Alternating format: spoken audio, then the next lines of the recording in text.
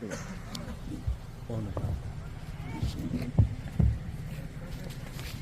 कह रहे हैं कि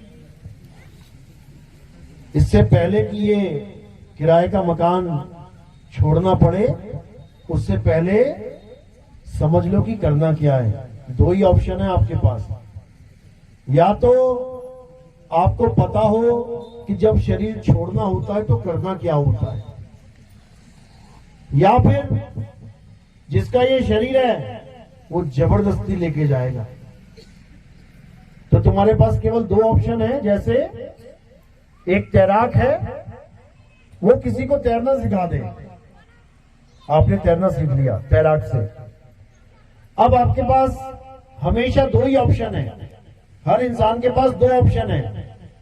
जब भी पानी में गिरेगा या तो डूबेगा या तैरेगा। अब आपने तैरना सीख लिया, लेकिन आपका एक मित्र है जिसने तैरना नहीं सीखा।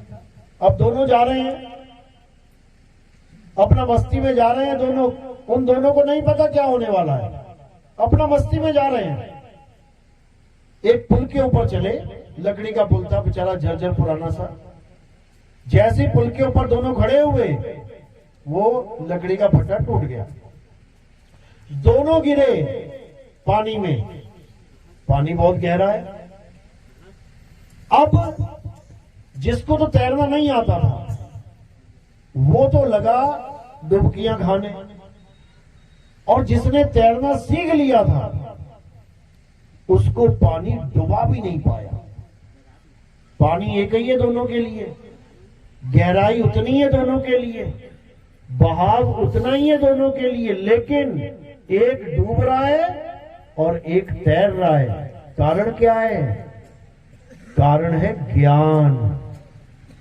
जिसने तैरने का ज्ञान सीख लिया, पानी उसको डुबा नहीं पाया, और जिसने नहीं सीखा वो बेचारा बेमौत मारा गया। बेमौत, पानी में डूबने वाले बेमौत ही मरते हैं।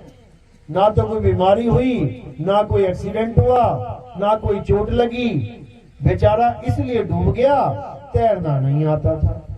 कितना सिंपल। जो लोग डूब के मरते हैं उनके लिए एक अलग से तरस आता है कि बताओ, ये छोटी सी चीज नहीं कर सकता था जीवन में।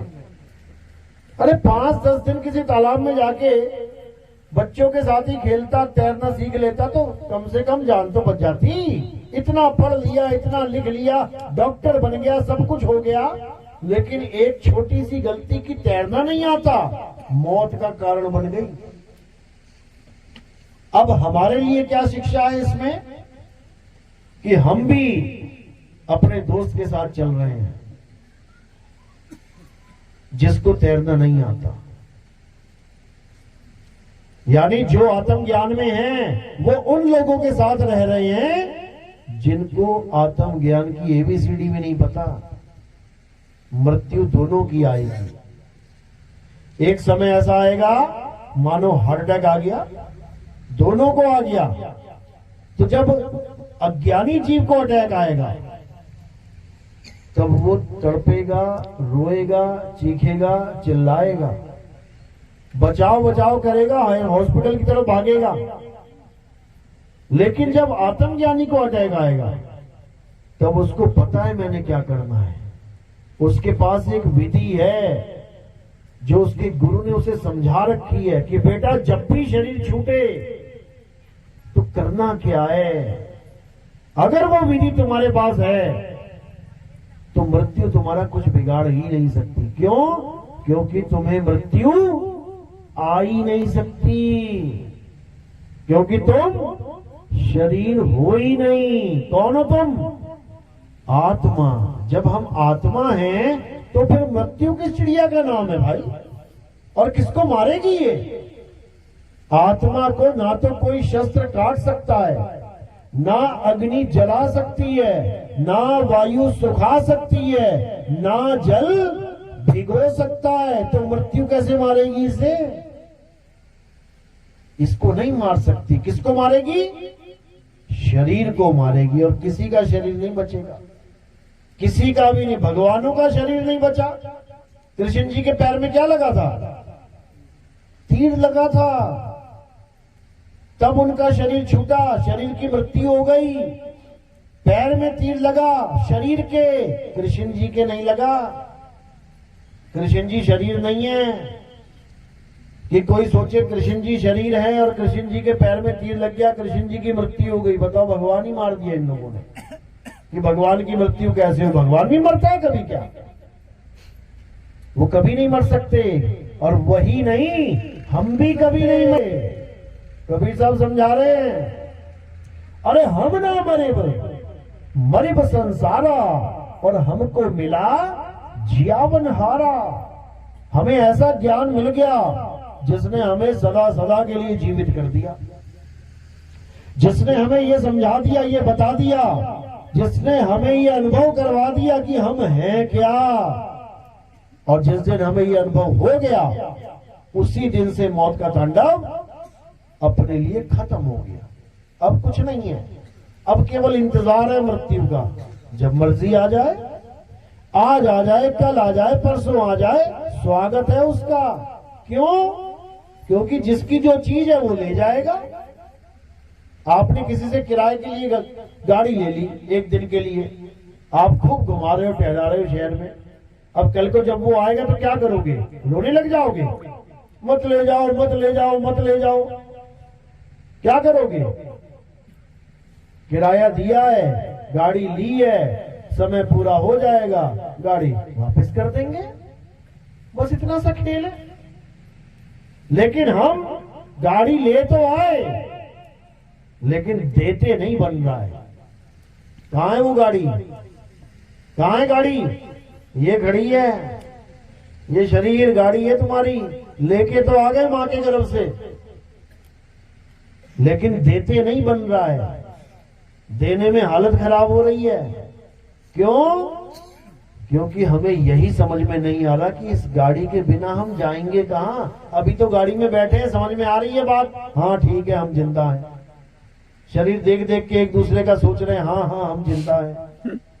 और जब गाड़ी देने की बात आई, शरीर देने की बात आई, तब रोने लग जाते हैं, बचाओ बचाओ करते हैं। पूरी उम्र पूजा पाठ करते हैं। क्यों? स्वर्ग जाएंगे, स्वर्ग जाएंगे।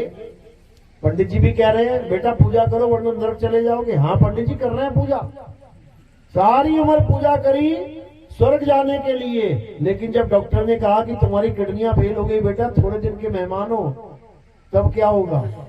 तब रोने लग जाएंगे, पंडित जी बचा लो, डॉक्टर साहब बचा लो। अरे अब तो स्वर्ग जाने की बारी आई, सारी उम्र पूजा इसीलिए तो करी थी कि स्वर्ग जाना है। अब स्वर्ग जाने की बारी आई तो रोना स्टार्ट हो गया। वही मुसलमान का काम है। सारी उम्र नमाज पढ़ेंगे कि खुदा के पास जाएंगे, जन्नत में जाएंगे, और डॉक्टर ने कह दिया चंद दिन का मेहमान है तो रातों की नींदें उड़ जाएंगे। अरे भाई मर जाऊंगा। अरे मरेगा नहीं तो जाएगा कैसे? बिना मरे जाएगा क्या? मर के ही जाना पड़ेगा वहां पे। लेकिन अज्ञानी मरेगा, ज्ञानी नहीं मरता कभी। ज्ञानी के पास क्या है? आत्मज्ञान। उसके पास आत्मज्ञान है। उसको मृत्यु मार ही नहीं सकती, क्योंकि उसको पता है जब इस गाड़ी का मालिक आएगा और कहेगा भैया गाड़ी वापस कर, हमने ऐसे करके उसको पकड़ा देनी है। बस इतना सा खेल है। लेकिन ना समझने के कारण दुर्दशा हो जाती है, दुर्दशा। मरते मरते लोग रोते हैं, चीखते हैं, चिल्लाते हैं, गिड़गिड़ाते हैं। उनको देख के सामने वाले की हालत खराब होने लग जाती है। लेकिन जो आत्मज्ञानी होते हैं वो क्या करते हैं? कहते हैं जिस मरने से जग डरे, मेरे मन आनंद, और मरने पर ही पाइए पूर्ण परमानंद। मरता मरता जग मुआ, और मरना जाने ना कोई, ऐसी मरनी जो मरे, और पौहर न मरना हो। कहते हैं जब आत्मज्ञानी शरीर को छोड़ता है, अपने निज आनंद में छोड़ता है। वो अपने निज आनंद में, अपने आनंद में। और अपने आनंद का नाम क्या है? सतचित आनंद।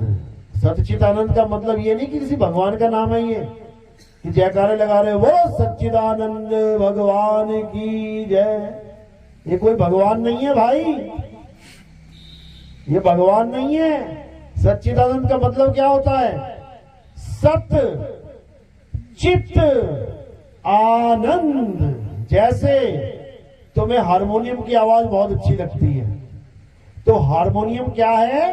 शब्द है, आवाज है। और तुमने क्या जोड़ा उस शब्द से? अपना चित्त जोड़ दिया। जैसे ही तुम्हारा चित्त जुड़ा, हारमोनियम की आवाज तुमने सुनी, अब क्या मिलेगा तुम्हें? आनंद। तो भैया कौन से भगवान का नाम है ये? अज्ञानता में लोग उस परम अवस्था को जो तुम्हारी है, अपनी है, निज है, उसको किसी और भगवान का नाम देके जयकारे लगा के प्रसाद खा के घर चले जाते हैं। और जब मृत्यु आती है, कौन आनंद में है भाई? कौन आनंद में है भाई? कोई आनंद में नहीं है। फिर सब रोते हैं, चीखते हैं, चिल्लाते हैं। तो कबीर साहब यही समझा रहे हैं कि जिस दिन तू शब्द से अपने चित्त को जोड़ देगा, आनंद ही आनंद हो जाएगा, तू ही सच्चिदानंद हो जाएगा। हमारा ही स्वरूप है सत्य चित आनंद। यानी अपने इस नकली स्वरूप से अपने चित्त को हटा के अपने सत्य स्वरूप से जोड़ने पर जो आनंद मिलता है, उसी को सच्चिदानंद कहते हैं। और जब वो सच्चिदानंद स्वरूप प्राप्त हो जाता है, उसके बाद किसी की मृत्यु नहीं होती, अमर हो जाते हो, अमर। और अमर कोई देवी देवता आपको वरदान नहीं दे सकता अमरता का। तुम भोले शंकर को भी प्रकट कर लो ना, तुम विष्णु जी को भी प्रकट कर लो, तुम ब्रह्मा जी को, तीनों को एक साथ भी प्रकट करके वरदान मांग लो कि भगवान मुझे अमर कर दो, मिल जाएगा क्या? अरे बड़े बड़े राक्षसों ने प्रकट कर दिए, बड़े बड़े राक्षस तुम ना कर पाए, राक्षसों ने कर दिए प्रकट। और क्या मांगा? भगवान मुझे अमर कर दो। तुम्हारे सामने भगवान प्रकट हो जाए, पता है क्या मांगोगे? भगवान मेरी 10वीं का रिजल्ट पास हो जाऊं मैं, भगवान मेरी नौकरी लग जाए, भगवान मेरी शादी हो जाए इस साल, ये मांगोगे। यानी हमारा आईक्यू इतना डाउन है, हमें पता ही नहीं है कि भगवान से मांगा भी क्या जाता है। लेकिन वो राक्षस होके क्या मांग रहे हैं? अमर, अमर कर दो मुझे। तो किसको अमर किया भाई भगवान ने? कहते भगवान सब कुछ दे सकते हैं, एक को ना दिया अमरता का वरदान, एक को तो दे देते। सबको क्या बोल रहे हैं? भाई यहां कोई अमर नहीं हो सकता, हम खुद अमर नहीं है, ये तक बोला उन्होंने। हम खुद अमर नहीं है, हमारी भी आयु सीमा निश्चित है। भाई तू कहां से अमर हो जाएगा? कुछ और मांग ले, कुछ और मांग ले। लेकिन राक्षस बड़े बुद्धिमान थे, उन्होंने कहा अच्छा अमर नहीं कर रहे हो, यानी कान सीधे नहीं, अब टेढ़े करके पकड़ते हैं। अब लगा राक्षस मांगने वरदान। ठीक है, अमरता का वरदान नहीं देना, ठीक है, मैं दूसरा वरदान मांगता हूं। बोले मांग, क्या मांगता है? कहता मैं दिन में ना मरूं, मैं रात में ना मरूं, मैं धरती पे ना मरूं, मैं आसमान में ना मरूं, मैं घर के अंदर ना मरूं, मैं घर के बाहर ना मरूं, मैं अस्त्र से ना मरूं, मैं शस्त्र से ना मरूं, मैं आदमी से ना मरूं, मैं जानवर से ना मरूं। लगा दी बुद्धि, पूरी बुद्धि लगा दी अमर होने के लिए। और तुमसे कहा जाता ना चल दूसरा ऑप्शन मांग ले, फिर तो तुम पता नहीं क्या मांग लेते हो। लेकिन राक्षस बहुत होशियार थे, हमने बना दिया उनको राक्षस। अभी तुम्हें पता नहीं है कि राक्षसों के पास विद्या क्या क्या थी। देवताओं की तो खटिया खड़ी कर देते थे, वो भगा भगा के मारते थे, वो भागे भागे जाते थे देवता लोग। अरे ब्रह्मा जी बचा लो, विष्णु जी बचा लो, शंकर जी बचा लो, सारे टीवी सीरियल देख रखे हैं तुम लोगों ने। लेकिन फिर भी तुम्हें लगता है कि देवताओं की पूजा ज्यादा बड़ी श्रेष्ठ है। जो खुद अपनी रक्षा नहीं कर पा रहे हैं, वो तुम्हारी रक्षा क्या करेंगे? तो सारा इंतजाम कर लिया, सारी बुद्धि लगा ली अमरता की। और ये बुद्धि कौन दे रहा है उन्हें पता है? कौन दे रहा है? गुरु देता है बुद्धि। चेले की इतनी बुद्धि नहीं होती कि वो कुछ समझ ले बात को। गुरु से बुद्धि मिलती है। और उनका गुरु कौन है? राक्षसों का गुरु कौन है? शुक्राचार्य। नाम में ही शुक्र है कि शुक्र है कि हमारा एक आचार्य है। यानी राक्षस भी इतने सियाणे हैं कि गुरु महिमा जानते हैं। जो हम भजन गा रहे हैं गुरु गुरु गुरु, वो भी जान रहे हैं भैया गुरु होना चाहिए। लेकिन इंसान नहीं जान रहा कि गुरु होना चाहिए। वो कहता है कौन गुरु, कैसा गुरु? अरे गुरु भी तो मेरी तरह ही है, मैं भी 5 तत्व का, वो भी 5 तत्व का, कौन गुरु, कैसा गुरु? नहीं चाहिए कोई गुरु। ये इंसान की हालत है। लेकिन कबीर साहब समझा रहे हैं, गुरु की महिमा गा रहे हैं। गुरु गोविंद दोनों खड़े और काके लागू पाए, बलिहारी गुरु आपने गोविंदियों बताए। कहते हैं वो परमात्मा भी उसकी मदद नहीं करता जो गुरु धारण नहीं करता। सारा ज्ञान आपके अंदर है, हीरे के अंदर ही चमक है, लेकिन जब तक जौहरी के हाथ में हीरा ना आ जाए ना, और वो उसको अच्छे से तराश ना दे, कौड़ियों के भाव जाता है वो। और जिस जौहरी ने तराश दिया हीरा, फिर वो अनमोल हो जाता है। समझ लो, सारा ज्ञान आपके पास है, यहां तक कि आत्म तत्व भी आपके पास है, लेकिन फिर भी 184 भुगत रहे हैं सारे। जन्मों जन्म बीत गए, युगों युग बीत गए, आज भी यहीं बैठे हुए सारे। क्यों? कारण क्या है? परमात्मा को दया नहीं आ रही कि इतने 184 में भटका दिया हमें, भटक भटक के मर मर के जन्म जन्म के फिर बैठे हैं, फिर मर जाएंगे। मिल क्यों नहीं जाता? नहीं मिलेगा। उसने नियम ये बना रखा है कि जब तक कोई गुरु धारण ना करे, तब तक उसको मैं प्राप्त होने वाला नहीं हूं। ये उसका नियम है, और वो नियम नहीं तोड़ता। वो नियम नहीं तोड़ता। जैसे संविधान का नियम है ना, नियम नहीं टूटेगा। चाहे जज के पिताजी ने कत्ल क्यों ना किया हो, तो वहां पे जज का पिता नहीं ट्रीट किया जाएगा, वहां पर कातिल ट्रीट किया जाएगा। वो नियम नहीं तोड़ सकता, वो बंधन में है संविधान के। इसी प्रकार परमात्मा ने भी ये संविधान बना रखा है। संविधान यानी संविधान, सम यानी सबके लिए समान, सबके लिए समान विधान है कि जो गुरु धारण नहीं करेगा वो जन्मेगा, मरेगा, धक्के खाएगा। यहां तक कि राम जी और कृष्ण जी, जिनको भगवान मानते हैं सब, उन्होंने भी गुरु धारण कर रखा है। और जो राम और कृष्ण जी को मानते हैं वो कहते हैं हमें क्या जरूरत है गुरु की? अरे तुम्हारे भगवान जी ने गुरु धारण कर रखा है, उनको क्या जरूरत थी भाई? राम जी ने वशिष्ठ को गुरु बनाया, कृष्ण जी ने संदीपन जी को गुरु बनाया, उनको क्या जरूरत थी? वो तो खुद ही बैकुंठ में बैठे हुए हैं, ना भी बनाएंगे तब भी लीला करके बैकुंठ चले जाएंगे। गुरु की क्या जरूरत है? गुरु की जरूरत इसलिए है क्योंकि उन्हें भी मुक्ति चाहिए मेरे भाई। ब्रह्मा विष्णु महेश जी को भी मुक्ति चाहिए, इसलिए गुरु धारण करके बैठे हैं। उनके पास भी मुक्ति नहीं है। क्यों मुक्ति नहीं है? कारण क्या है? क्योंकि ब्रह्मा जी, विष्णु जी, महेश जी को जो कार्य सौंपा गया है, क्या कार्य उनका? हे ब्रह्मा तुम सृष्टि रचना करो, हे विष्णु तुम सृष्टि का पालन करो, हे शंकर तुम सृष्टि का नाश करो। ये तीनों काम मिले हुए तीनों को।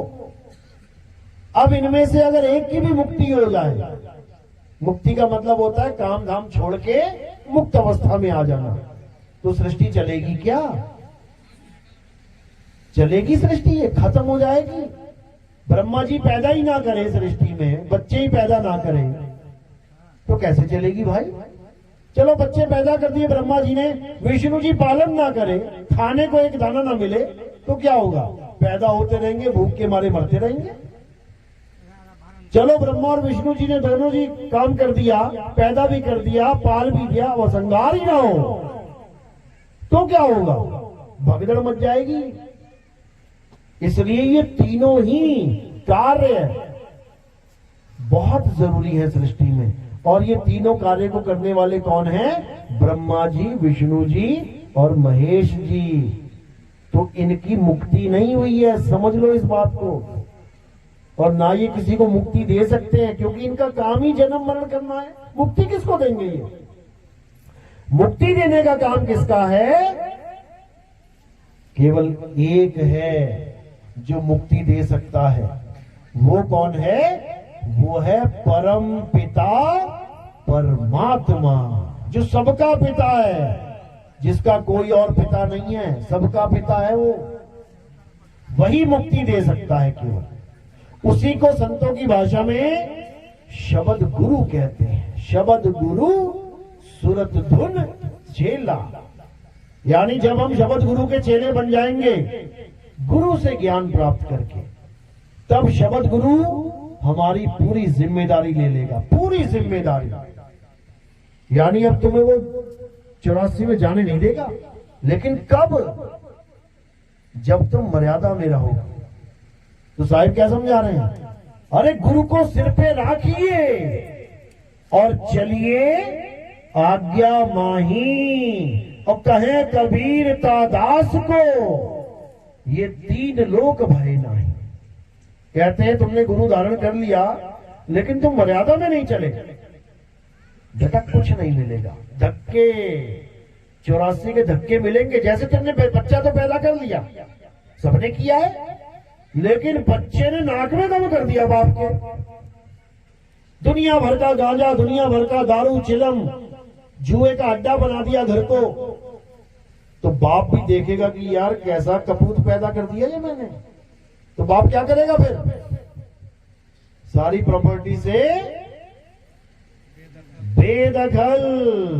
अब वो कितना ही चीखे मारते रहे, मैं तेरा बेटा हूं, मैं तेरी प्रॉपर्टी का वारिस हूं, तेरी प्रॉपर्टी मुझे ही मिलनी चाहिए, मैं इकलौता बेटा हूं। मिलेगी क्या?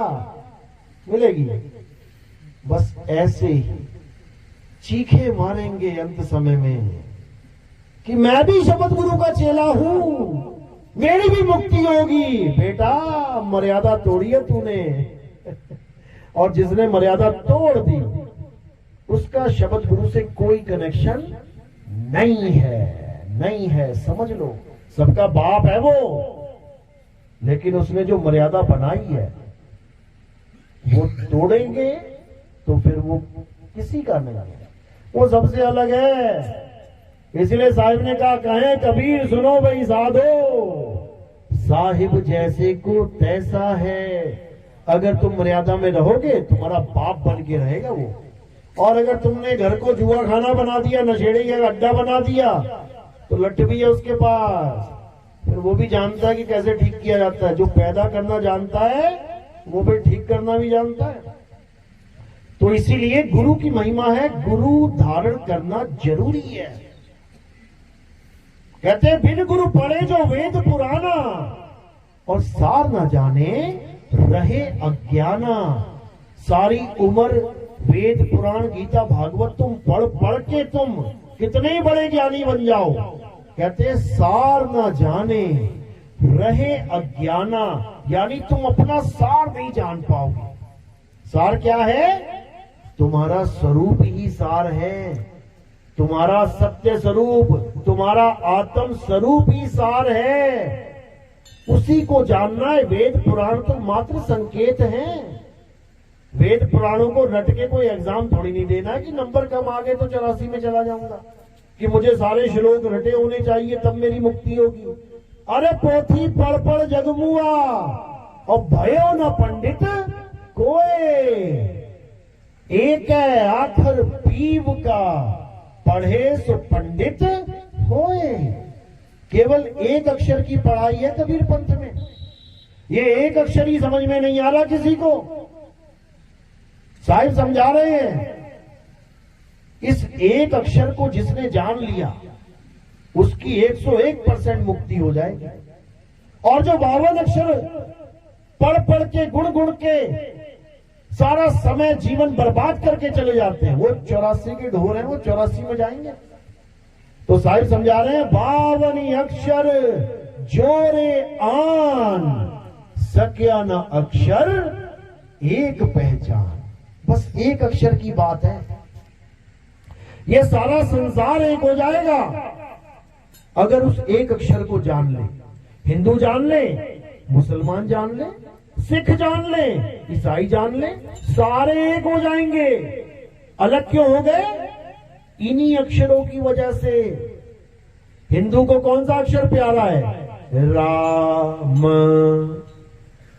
कृष्ण, सीता, हनुमान, ये वाले अक्षर प्यारे हैं हिंदू को। मुसलमान को अल्लाह, खुदा, रब्बुल आलमीन, क्या है ये? अक्षर ही तो हैं। हिंदू भी अक्षरों में, मुसलमान भी अक्षरों में, सिख भी अक्षरों में। उसका कौन सा अक्षर है सबसे प्रिय? वाहे गुरु। क्या है ये? अक्षर ही हैं। हिंदू अपने अक्षरों को पकड़ के बैठा है, मुसलमान अपने अक्षरों को पकड़ के बैठा है, सिख अपने अक्षरों को पकड़ के बैठ गया, ईसाई अपने अक्षरों को पकड़ के बैठ गया।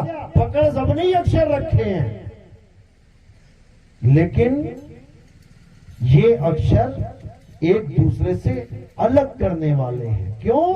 क्योंकि ये 52 अक्षर है। ये 52 अक्षर सबको अलग करने में सबसे बड़ा रोल निभाते हैं, और सबको एक करने में वो एक अक्षर सबको एक करने में अहम भूमिका निभाएगा। और वो एक अक्षर क्या है? वो आपकी आत्मा है। और ये 52 अक्षर कहां से पैदा होते हैं? इसी आत्म तत्व से पैदा होते हैं। ये सारे अक्षर कहां से निकल रहे हैं? ये आत्म तत्व की वजह से निकल रहे हैं। आत्म तत्व शरीर से अलग तो सारे अक्षर खत्म। अब बोल के दिखाओ जय श्री राम। मुर्दे से बुलवाओ अल्लाहू अकबर। सिख से मुर्दा है उससे बुलवा, बोल भैया वाहे गुरु। कोई ईसाई है उससे बोल जरा गॉड यीशु मसीह। क्या बोलता है? बोल के दिखा। कोई ना बोल पा रहा है। क्यों? क्योंकि वो एक अक्षर शरीर से जुदा हो गया। वही है एक अक्षर, और उसी को आत्मा कहते हैं। आत्मा अक्षर का मतलब क्या होता है? जब हम इसका संधि विच्छेद करेंगे तो आता है आ प्लस शर। शर यानी नाशवान। कोई भी चीज है जो नाशवान है वो शर है। उसके आगे आ लगा दिया, अब क्या बन गया?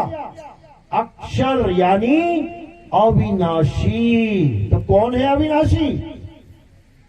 सारे संसार में नजर घुमा के देख लो, जो चीज तुम्हें दिखाई दे रही है, क्या तुम उसको अविनाशी कह सकते हो? कोई भी ले लो, ये काया ले लो, ये पेड़ पौधे ले लो, ये जानवर ले लो, ये धरती आसमान जो भी दिख रहा है, ये सब नाशवान है। तो अविनाशी क्या है? अविनाशी केवल आत्मा है। उसी को अक्षर बोला गया है। तो कबीर साहब ने समझाया, नहीं कबीर नहीं धर्मदासा, अक्षर एक सब घट ही निवासा। वाही को सतपुरुष कहिए और आदि अंत अक्षर गह रहिए। ये कबीर साहब की मूल वाणी है। क्या समझा रहे हैं?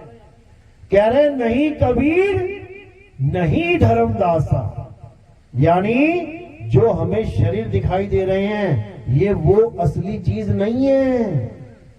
असली क्या है?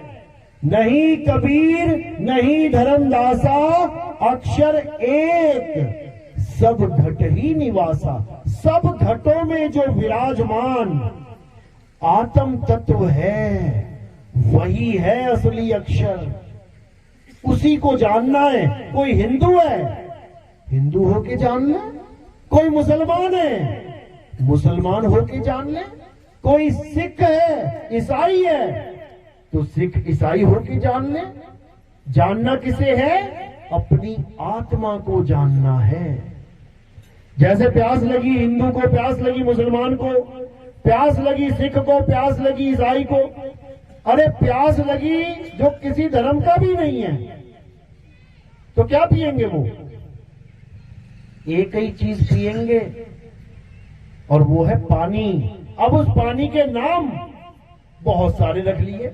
हिंदुओं ने कुछ रख लिया, अंग्रेजों ने कुछ रख लिया, अरब देश में मुसलमानों ने कुछ रख लिया, जापान वालों ने कुछ रख लिया, चाइना वालों ने कुछ रख लिया, इटली वालों ने कुछ रख लिया, मॉरिशस वालों ने कुछ रख लिया, मोरक्को वालों ने 195 देशों में 195 नाम रख लिए पानी के अलग अलग। लेकिन जब प्यास लगती है तो क्या करते हैं? सारे नाम साइड में कर देते हैं और क्या करते हैं? उस एक तत्व को ग्रहण करते हैं, पीते हैं।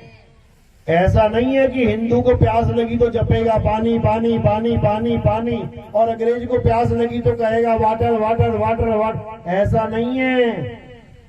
अगर पानी पानी वाटर वाटर जपने लग जाएगा तो थोड़ा बहुत जो गला गीला है ना वो भी सूख जाएगा और ज्यादा प्यास लग जाएगी।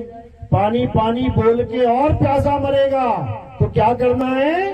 पानी पानी जपना छोड़ना है। और क्या करना है? पानी को ढूंढना है। पानी है कहां? मटके में है, फ्रिज में है, बोतल में है। अरे कहां रखा है पानी? भैया पानी दे दो। कहने का मतलब वो एक अक्षर यानी वो एक आत्मा जो सब में विराजमान है उसके ज्ञान को प्राप्त करना है, ना कि उसने जो शरीर धारण कर रखा है उन शरीरों के नाम जपने हैं। आज हम भगवान के नाम पे क्या कर रहे हैं? हिंदू गुरु मिल गया, कहता है राम राम जपो। राम राम है कौन?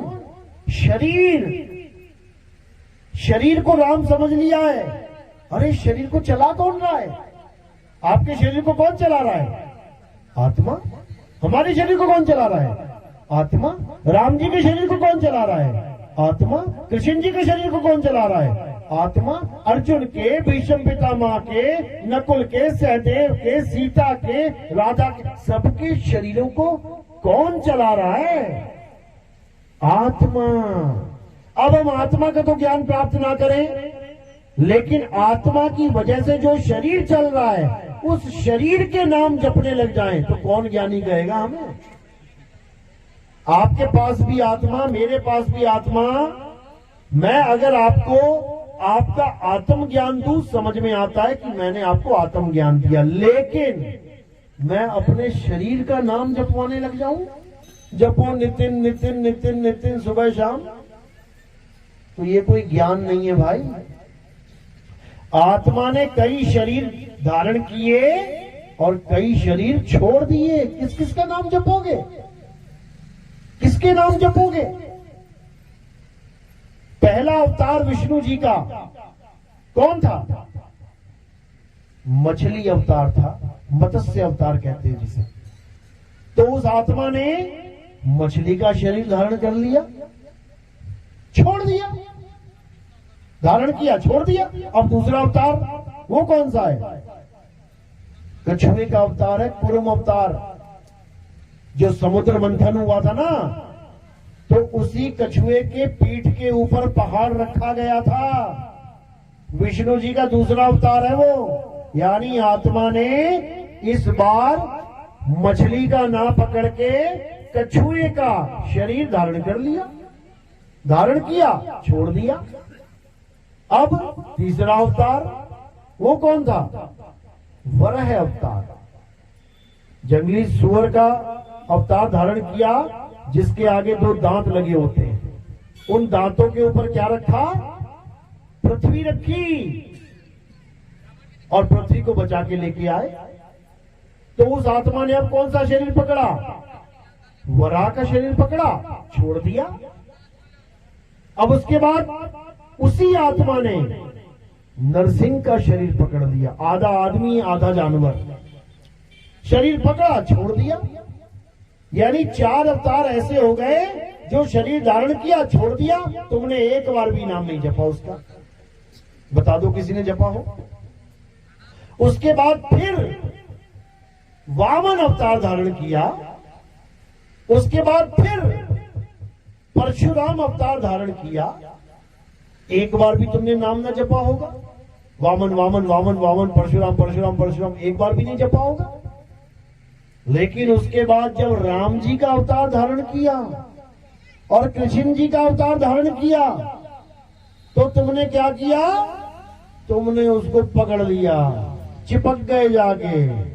अब क्या कर रहे हो तुम? हरे राम हरे कृष्णा, हरे राम हरे कृष्ण। अरे भाई, ये भी वही अवतार है जो पकड़े और छोड़ दिए। छोड़ दिए। जब तुम्हें किसी और अवतार का नाम जपने की जरूरत नहीं पड़ी, सारे काम सिद्ध होते गए, तो इनकी भी जरूरत नहीं है मेरे भाई। तो जरूरत किसकी है? जरूरत उसकी है जो ये सारे अवतार धारण कर रहा है। जिसने मछली का शरीर धारण करके छोड़ दिया, वरा का शरीर धारण करके छोड़ दिया, राम जी का शरीर धारण करके छोड़ दिया, कृष्ण जी का शरीर धारण करके छोड़ दिया, नौवां अवतार बुद्ध जी का शरीर धारण करके छोड़ दिया। समझो, तुमने एक बार भी ना जपा होगा हिंदुओं ने ओम बुद्धाय नमः, ओम बुद्धाय नमः, वो कोई नहीं जपवाएगा तुम्हें। नौवां अवतार है विष्णु जी का, तुम्हें 7वें और 8वें में अटका के रखेंगे, हरे रामा हरे कृष्णा हरे रामा हरे कृष्णा, और कहेंगे इस नाम से तुम्हारी सारी मुसीबतें टल जाएंगी। 700 साल मुसलमानों ने राज किया, मुसीबत न टाल पाए। 700 साल एक मुसीबत नहीं टली हमारी। कहां चले गए थे ये सारे मंत्र बोलने वाले, हरे राम हरे कृष्ण?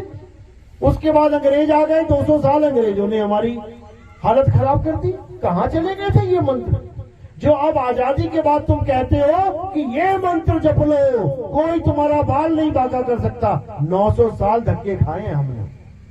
कहां चले गए थे ये मंत्र?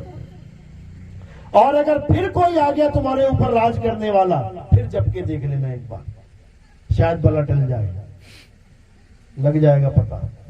तो ये लोग केवल और केवल मूर्ख बनाते हैं धर्म के नाम पे, जबकि गीता क्या कहती है? हे अर्जुन, इस दुनिया में केवल एक सत्य है, दो नहीं है कि दो सत्य हैं। इस दुनिया में केवल एक सत्य है, और वो सत्य केवल और केवल आत्मा है। पढ़ो गीता अच्छे से। हे अर्जुन, जो अपनी आत्मा में रमण करते हैं, जो अपनी आत्मा में तृप्त हैं, जो अपनी आत्मा में संतुष्ट हैं, उनके लिए कोई धार्मिक कर्म कर्तव्य लागू ही नहीं होता। वो किसी मंदिर में ना जाए, किसी गुरुद्वारे में ना जाए, किसी चर्च में ना जाए, किसी मस्जिद में ना जाए, तब भी वो सबसे बड़ा धार्मिक, सबसे बड़ा ज्ञानी कहलाएगा। क्यों? क्योंकि उसे आत्मा का ज्ञान प्राप्त हो गया है। बड़े बड़े धुरंधरों को आत्मज्ञान प्राप्त नहीं हुआ। अध्याय 3 17वां श्लोक अच्छे से पढ़ लेना। आजकल तो इंटरनेट का जमाना है, किताब खोलने की भी जरूरत नहीं है। जैसे ही बोलोगे अध्याय 3 17वां श्लोक तुम्हारे सामने आ जाएगा, और फिर देखना कि हमें गीता क्या समझा रही थी और इन लोगों ने हमें क्या समझा दिया। इन लोगों ने हमें 7वें और 8वें अवतार में रोक दिया, जबकि अवतार तो आगे और हैं। 9वां अवतार बुद्ध अवतार है, और 10वां अवतार कल्कि अवतार है। अगर हम मुसीबत में हैं, तो हमें किसका नाम लेना चाहिए? जो गुजर गए या जो आने वाला है? किसका नाम लोगे? तुम्हारे दादाजी, तुम्हारे पिताजी गुजर गए, तुम भी बूढ़े हो गए हो, अब तुम्हारा सहारा कौन बनेगा? जो तुम्हारे बाद आया है, तुम्हारा बेटा तुम्हारा सहारा बनेगा। तुम्हारे पिताजी दादाजी सहारा नहीं बनेंगे, वो तो निकल लिए, चले गए वो तो इसीलिए जो आने वाले हैं कल्कि अवतार, अब उनका नाम जपना शुरू करो, तब कहो कुछ बन जाए तुम्हारा, नहीं तो कुछ बनने वाला नहीं है। राम जी कृष्ण जी के सहारे हम लोग 900 साल गुलामी में जिए हैं। भगत सिंह जैसों ने अपनी शहीदियां दी हैं, तब जाके देश आजाद हुआ है। किसी पंडित जी ने हरे राम हरे कृष्णा करके आजादी नहीं दिलवा दी, समझ लो। और अगर कोई फिर आ गया तुम्हें गुलाम बनाने वाला, तो तुम्हें आत्मनिर्भर होना पड़ेगा, तब गुलामी खत्म होगी। आत्मनिर्भर यानी अपने ऊपर निर्भर होना पड़ेगा, तब तुम उनका सामना कर पाओगे, समझ लो। लेकिन समझ में नहीं आती ये बातें। क्यों? क्योंकि पुरानी इतनी धूल पड़ चुकी है ऊपर कि अब छटने का नाम नहीं ले रही है। इन्हीं नादानियों की वजह से हमने अपने देश की इतनी संपत्ति खोई है कि तुम सोच भी नहीं सकते। तुम्हें पता है हमारा देश सोने की चिड़िया कहलाता था, सुना है ना, सोने की चिड़िया। अब कौन सी चिड़िया बन गया है? अब मिट्टी की चिड़िया भी नहीं रही है। सोने की चिड़िया कहलाता था। गरीब से गरीब आदमी भी सोने की थाली होती थी उसके घर में, चांदी की चम्मच होती थी उसके घर में। घर में छोड़ो, गांव गांव के चौक पे 20-20 किलो 50-50 किलो की सोने की मूर्तियां होती थी भगवानों की, समझ लो। इसीलिए आए सारे लुटेरे भारत में, नहीं तो भारत में क्यों सबने टारगेट बनाया। जब वो घूमने आए उन्होंने देखा, अरे बाप रे बाप, अरे भाई हर जगह सोना ही सोना है, मंदिर में घुसो तो सही, ये हीरा लगा है, पन्ना लगा है, रतन जड़े हुए हैं और कोई चौकीदार भी नहीं है। कितने बड़े बेवकूफ है ये लोग। हमारे देश में तो छोटी सी भी चीज है वो संभाल संभाल के रखते हैं। इन्होंने सड़क के बीचों बीच 50 किलो की सोने की मूर्ति रख रखी है। कितने बड़े बेवकूफ हैं ये लोग। देख वेख के सारा घूम घूम के चले गए अपने घर। बताया महाराज को, अरे महाराज ये तो कुछ भी नहीं है तुम्हारे पास। भारत में जाके देखो, जितना तुम अपने खजाने में लेके बैठे हो वो तो सड़कों पे फेंक के बैठे हैं। आगे फिर घोड़े पे बैठ के चीनी फेंकोगे तो चींटी आएगी। अब जब चींटी आई और उठा उठा के मूर्तियां हो गई सप्लाई, तब नानी याद आई। फिर अकल आई कि अरे भैया लुट गए, बर्बाद हो गए। और एक बार नहीं लुटे, पता नहीं कितनी बार ठोकर खा के अकल आई। सोमनाथ का मंदिर कितनी बार लूटा पता है? कितनी बार? 17 बार। पूरे गांव में, पूरे शहर में, पूरे भारत में। तुम ये खबर फैला देना कि कोई एक ऐसा आदमी है जिसका घर 17 बार लूटा हो, 17 बार चोरी हुई हो। मुश्किल ही है कोई एक मिलेगा, क्योंकि एक आम आदमी भी 1 बार, 2 बार, 3 बार, 4 बार, 5 बार, 6 बार, 10 बार चोरी होने के बाद इतना अलर्ट हो जाता है कि अब ना होने देता चोरी। एक आम आदमी, लेकिन वो भगवान का घर था भाई। सोमनाथ मंदिर, त्रिकालदर्शी भोले शंकर बैठे हैं अंदर। भगवान शंकर जी का घर कितनी बार लुट गया? 17 बार। क्यों लुटा 17 बार? कारण क्या था? मंदिर सजा हुआ है, सब कुछ बढ़िया है, सब कुछ एकदम बढ़िया। कोई लुटेरा आया, सारा मंदिर खाली करके चला गया। अब क्या बचा मंदिर में? हीरे ले गया, जवाहरात ले गया, सोने की मूर्तियां ले गया, चलो ठीक है एक बार ले गया। अब क्या बचा मंदिर में? अब क्यों आएगा वो दोबारा लूटने? तुम्हारा घर कोई खाली करके ले जाए, माल खजाना सारा ले जाए, वो दोबारा आएगा तुम्हारे घर में खाली मकान लूटने? क्यों आया दोबारा? कारण क्या था? क्योंकि हम लोगों ने, ये छोटी बुद्धि ने दोबारा से सजा दिया। दोबारा से हीरे मोती जवाहर पन्ना सोना चांदी लगा दिया। उन्होंने कहा अरे भाई बढ़िया बनते हैं यार, ये तो एक बार तो मजा आया, ये दोबारा तैयार कर दिया सारा मामला। दोबारा आके फिर लूट के लेके चले गए। अब तीसरी बार क्यों आए? 2 बार खाली कर दिया खजाना, दीवारें रह गई खड़ी हुई। अब तीसरी बार क्यों आएंगे? कोई क्यों आए पता है? क्योंकि फिर सजा दिया। वो चौथी बार आए, फिर सजा दिया। वो 5वीं बार आए, फिर सजा दिया। वो 7वीं 8वीं 10वीं 11वीं 12वीं 17 बार लूट लिया। 18वीं बार क्यों नहीं आए? 18वीं बार क्यों नहीं आए? अब अकल आ गई, ये भैया इसको नहीं सजाना है। फिर क्या किया? फिर पत्थर का शिवलिंग रख दिया वहां पे, आओ लूटो, आओ लूटो जरा। अब कौन लूट के लेके जाए तुम्हारा पत्थर का शिवलिंग? सोने का होता, चांदी का होता, लेके जाते, पत्थर कौन लेके जाएगा? इसीलिए बच गया, इसीलिए बच गया। समझ लो भगवान का घर इसलिए बच गया 17 बार लूटने के बाद, क्योंकि अकल आ गई। अकल आ गई कि भगवान अपने घर की रक्षा नहीं कर सकते। अकल आ गई, कौन करेगा रक्षा? आत्मा करती है रक्षा। आत्मा अगर वहां पे 100 बंदों की, 200 बंदों की, 500 बंदों की फौज खड़ी होती ना उस मंदिर की रक्षा के लिए, लूट लेता कोई? क्यों? क्योंकि वहां पे